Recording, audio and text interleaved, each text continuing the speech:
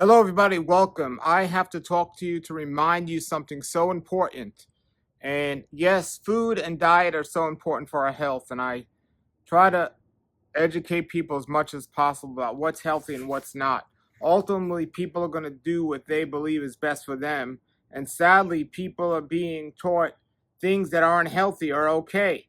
But this is no surprise because we grew up listening to people that really don't know about health, like doctors. Doctors don't understand health. They understand maybe how to control the pain of disease, maybe how to prolong someone's disease, but they certainly don't know how to get better people who are suffering from disease.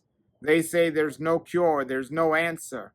And according to their understanding, that's the case. But if the body has had something come into it that's going to create the state of disease, the body has that same power to cleanse and heal from that if we stop ingesting or receiving the negative things that are creating the problem. So health really doesn't begin with what we add. Everyone's trying to add something special or add some special magic potion or something. It really begins when we eliminate, when we stop the things that create the problem, allowing the body to eliminate the harm that's been done, and giving the body assistance in doing the job it was created to do, and that is consistently being in a healing mode. So there are these things that we put in our minds, in our negative thinking, things that we put in our body in our unhealthy food. They're either filled with toxins or they're empty calories, meaning we're taking in something that's going to make our body work, but we're not going to get any benefit out of it because there's so little nutrition in the food. But what I'm talking about today is something different than those things. What I'm talking about today is to be aware of technology and how it's harming us. So, this is the urgency that I'm letting people know.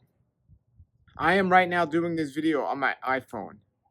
And a couple of years ago, everyone, even if you weren't interested in health, everyone was concerned about the harmful cellular radiation from 5G and 5G products.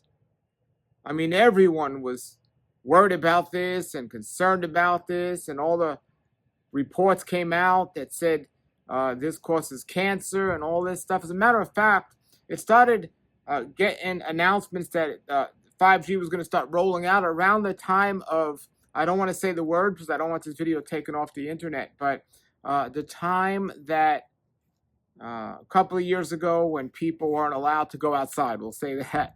That's when 5G started to get more notoriety in people actually doing some research and kind of understanding what's going on.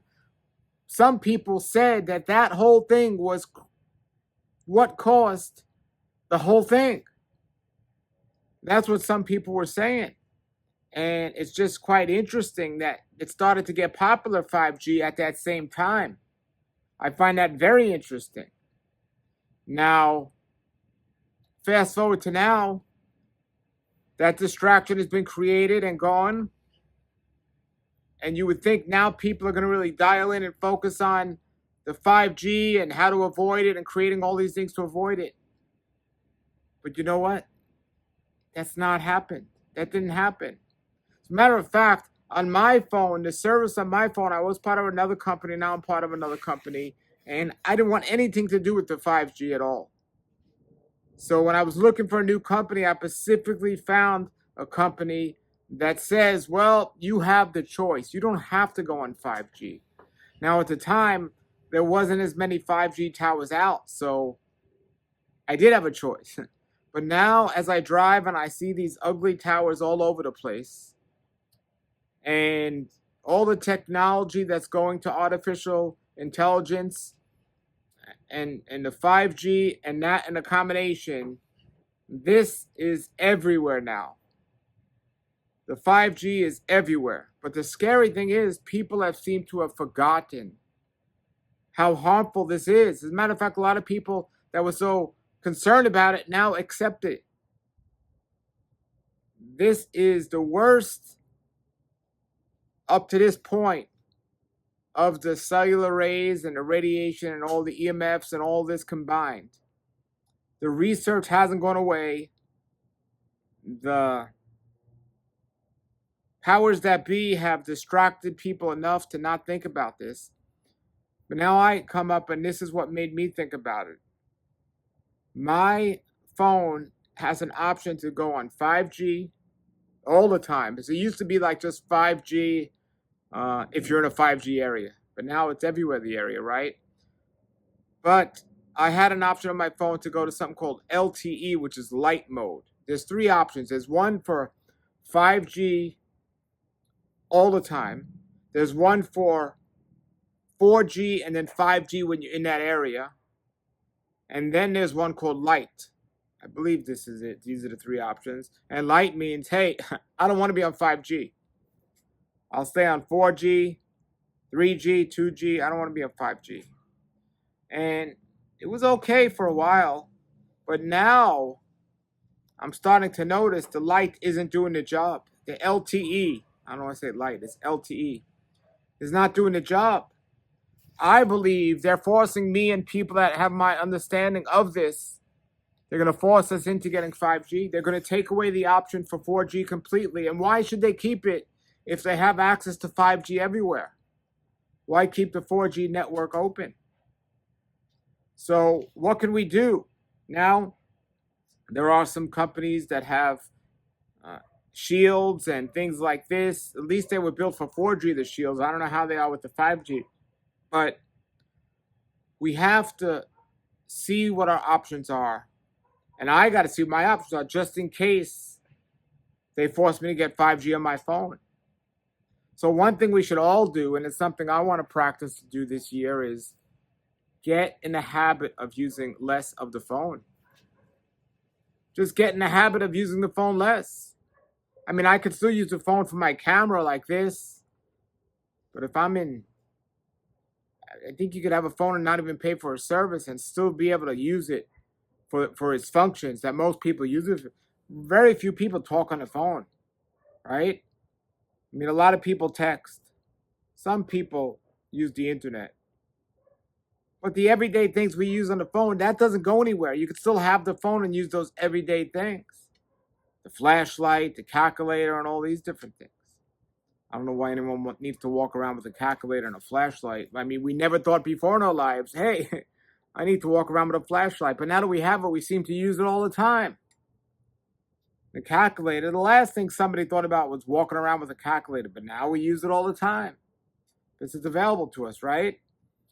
But point being is, unless you're talking, which most people don't do, you're texting, it's, you got to find a way to, maybe we can live without this.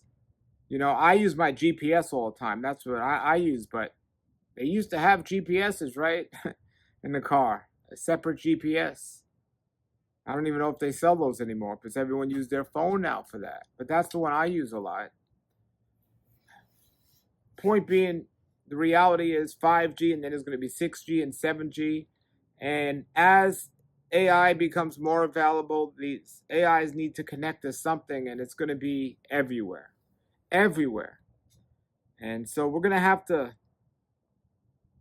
figure out how we're going to survive without it. And even if you have the old flip phones and the old phones, I don't know if they're going to even be working at some point. So we're going to have to figure that out. But I just want people, and I want to make this video that people are more aware of the 5G. It's still bad. And start thinking about what you can do to get away from it. Start thinking of what you do to get away from that. For your health, from a health standpoint. You know, in the old days, it was like you have the phone next to your head. Brain tumors went up. You know, more people suffer from brain tumors. They made the connection between the phone near the ear, or near the head, and brain tumors.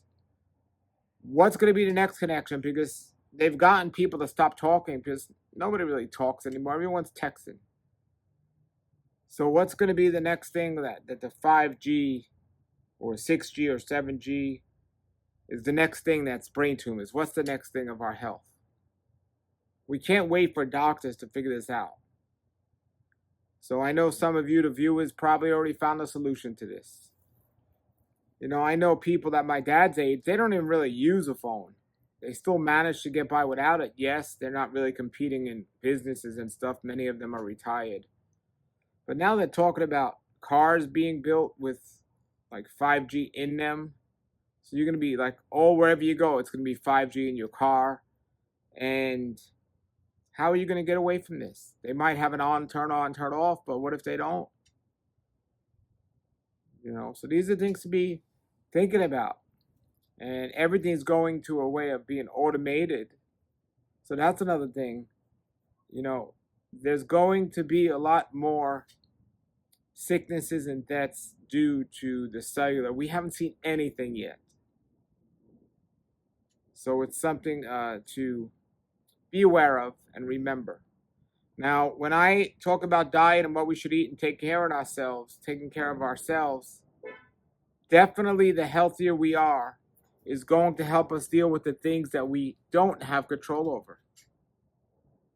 So it's more important now than ever before to eat as healthy as possible, to discover what way that is and to do it.